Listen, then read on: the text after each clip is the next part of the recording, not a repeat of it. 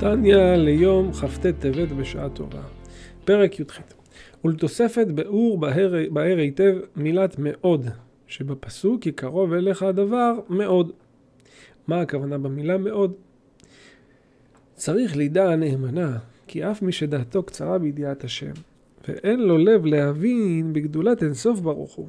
יש אנשים שלא מתבוננים יותר מדי מה זה השם יתברך, איך הוא מחיה את כל העולמות, איך הוא בורא כל הנבראים, איך הוא מחזיק את העולמות כולם, איך יש כל כך הרבה פרטים נפלאים בתורה שבכתב, תורה שבעל פה, דרך, אופן החיים, רבדים של הנשמה, חלקים שלה, איזה פלא פלאים, כמה שפע אלוקי יש בעולם. יש אדם שלא רואה את זה, אז דעתו קצרה בכל זה.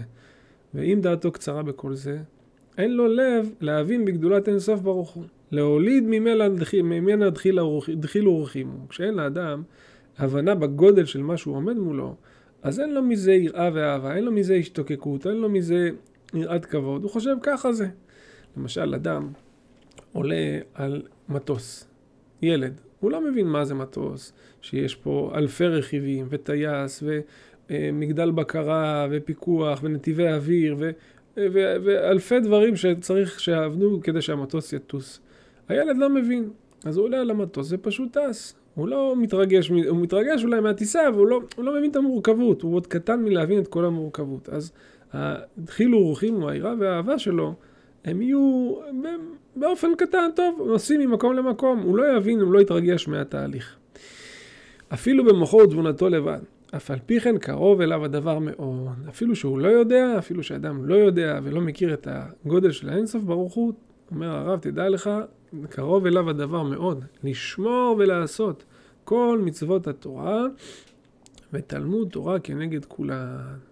גם אם האדם נראה שזה רחוק והוא עוד לא מתבונן בגדלות האינסוף, הוא קרוב מאוד לתורה. זה שהוא עולה על המטוס, הוא יטוס, הפעולה תפעל בו, הוא יעבור ממדינה למדינה. זה אותו הדבר גם בתורה וקדושה. ברגע שאדם מתחבר ופועל, האור האלוקי פועל בתוכו. גם אם הוא מרגיש רחוק, זה קרוב אליו מאוד. בפיו ובלבבו ממש, מעומקא דליבא באמת לאמיתו, בדחילו ורחימו, שהיא האהבה מסותרת שבלב כללות ישראל, שהיא ירושה לנו מאבותינו. דיברנו בשיעורים הקודמים על האהבה שיש לנו, שהיא ירושה לנו מאבותינו. בעצם יש מנוע פנימי של אהבה גדולה, שהוא לפעמים נסתר מהאדם. והאהבה הטבעית הזאת שמסותרת, היא נמצאת אצל אדם גם אם הוא מכיר בה וגם אם הוא לא מכיר בה. רק צריך להקדים ולבאר תחילה בהר היטב שורש האהבה זו ועניינה. ואיך היא ירושה לנו? ואיך נכלל בה גם דחילו. בעצם איך יש בה גם היא ירושה לנו וקיבלנו אותה במתנה מבלי להתאמץ. ואיך יש בה גם שותפות עם מידת היראה. והעניין. הרב הולך להסביר לנו איך זה בנוי. והעניין. כי האהבות הן המרכבה. צריך לדעת שהאבות הקדושים ממש היו מרכבה להשם יתברך. מה זה מרכבה? מרכבה בטלה לרוכב. הם עשו את רצון השם בשלמות. ועל כן, זכו להמשיך נרן לבניהם אחריהם. עד עולם. זאת אומרת, יהיה להם כוח עצום להמשיך שפע וברכה לנפש, רוח ונשמה לכל הצאצאים שלהם. מאז שהם היו לפני 3,000 שנה, 4,000 שנה כמעט, עד לדור שלנו. עכשיו, איך זה קורה? מעצם הפעולה שהם היו מרכבה, הם משפיעים את השפע הזה עד סוף כל הדורות. מ10 ספירות דקדושה, שבארבע עולמות הביאה. בעצם יש 10 ספירות בכל עולם, ו4 עולמות, אצילות, בריאה, יצירה ועשייה, מלמעלה למטה. לכל אחד ואחד, כפי מדרגתו, וכפי מעשיו. ועל כל פנים, אפילו לקל שבקלים ומפושעי ישראל, נמשך בזיווגם נפש דנפש דמלכות דעשייה. הרב אומר פה משהו חשוב, ממש ממש ממש חשוב. גם אדם שהוא קל שבקלים, כביכול במקום הנמוך ביותר. תדע לך, גם אליו נמשך האור האלוקי הכי גבוה. זה לא משנה באיזה דרגה האדם. עצם ההיקשרות שלו, הקשר שלו ליהודי, שהוא יהודי, קשר לאבות הקדושים. יש לו שפע עצום שמחיה אותו, והוא נמשך מרום המעלות עד אליו. וזה לא משנה מה הדרגה הרוחנית שלו. כביכול אם נחלק אותו בדרגות. אומר הרב ככה, ועל כל פנים אפילו לקל שבקלים ומפושעי ישראל, נמשך בזיווגם נפש דנפש דמלכות דעשייה. שהיא מדרגה התחתונה שבקדושת העשייה. ואף על פי כן, מאחר שהיא 10 ספירות קדושות, היא כלולה מכולן. זאת אומרת, גם אם הבורג הכי פשוט במטוס נמצא על המטוס, הוא נקרא מטוס הבורג הזה. הוא כלול בכולם. אפילו שהוא רק בורג פשוט, אם הוא היה סתם בתוך החנות של החלקי חילוף, אז לא היינו מתרגשים ממנו. אבל ברגע שהבורג הזה נמצא במטוס, הוא כלול מכולם. כך גם האדם. כלולה מכולן, 10 ספירות הקדושות בעצם מחיות את האדם, והוא כלול מכולן, גם אם יש לו את המדרגה הנמוכה ביותר ב10 ספירות.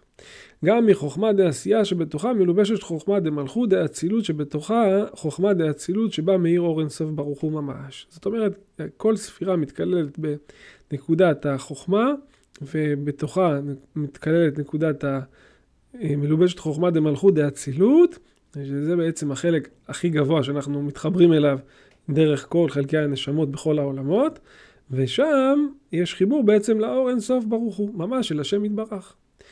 שבה מאיר אור אין סוף ברוך הוא ממש, כדכתיב השם בחוכמה יסד ארץ, וכולם בחוכמה עשית.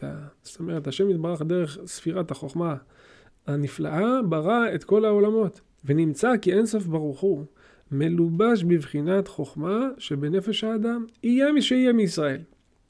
זה ממש קו זכות עצום, לדעת שכל יהודי מחובר לאין סוף, וזה לא משנה מה הדרגה שלו. ובחינת החוכמה שבה עם אור אין סוף ברוך הוא, המלובש מה מתפשטת בכל בחינת הנפש כולה, להחיותה מבחינת ראשה עד בחינת רגלה. כדכתיב, החוכמה תחיה בעליה. זאת אומרת, החוכמה, האור האלוקי האינסופי, מחיה את כל המציאות כולה, גם את המציאות הכי כביכול רחוקה. ולפעמים, אפילו אומר הרב בסוגריים, ממשיכים פושעי ישראל נשמות גבוהות מאוד, שהיו בעמקי הקליפות, כמו שכתוב בספר גלגולים. לכן, אנחנו לא יכולים לדעת אף פעם, הרבנות לא עוברת בירושה, והיזהרו מבני עניים שמהם תצא תורה. דווקא מהצד שנראה לנו כביכול לא צפוי, דווקא משם יוצאים לפעמים דברים נפלאים ונשגבים. איך כל זה עובד? כי באמת במערכת האלוקית אין כללים. כולם מחוברים לאור אין סוף ברוך הוא, כמובן בתנאי שזה בגדרי ההלכה ובגדר היהדות, שהאדם הוא יהודי, והיהדות שלו ניכרת וקשורה באבות הקדושים שהיו מרכבה והמשיכו את השפע האינסופי מבריאת העולם עד אלינו ועד סוף כל הדורות. תבורכו מפי עליון. ברוך ה' לעולם אמן.